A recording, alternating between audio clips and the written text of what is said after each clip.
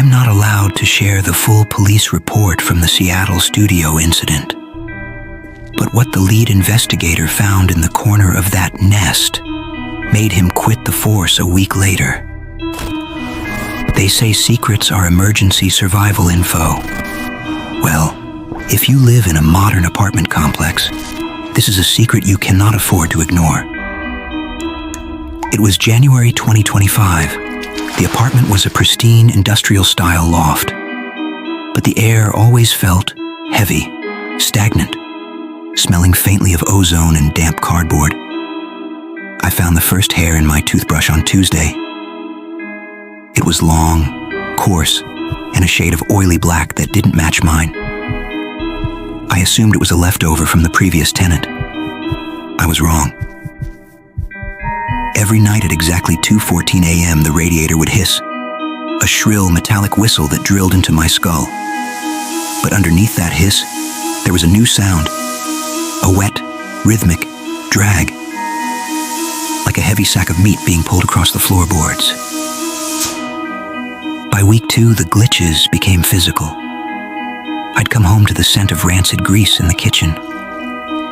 My skin felt prickly and grimy, as if I were being watched through 1,000 tiny pinholes. I reached for a glass of water and tasted it, a bitter copper tang on the rim. I looked at the ceiling vent. The dust around the slats had been wiped clean. I checked the locks, double-bolted. I checked the windows, latched. But a bone-chilling draft was still snaking across my bedsheets every night at 3 a.m. That's when I realized the draft wasn't coming from outside. It was coming from the wall, behind my head. I stood paralyzed. Then I heard it, a shallow, raspy wheeze echoing from inside the ductwork. I grabbed my phone, turned on the flashlight, and pushed the camera into the vent.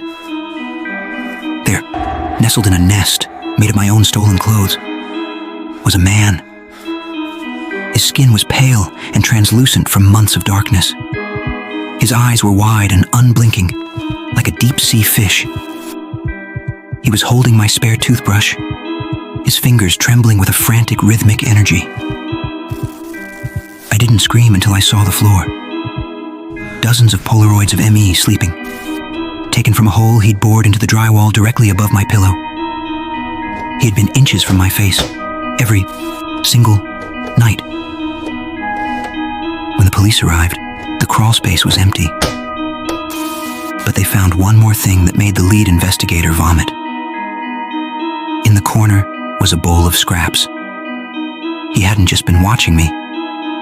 He'd been eating my discarded food, my hair, and skin cells, scraped from my bed sheets while I slept. They never caught him. They found his marks in 3 other units in that building.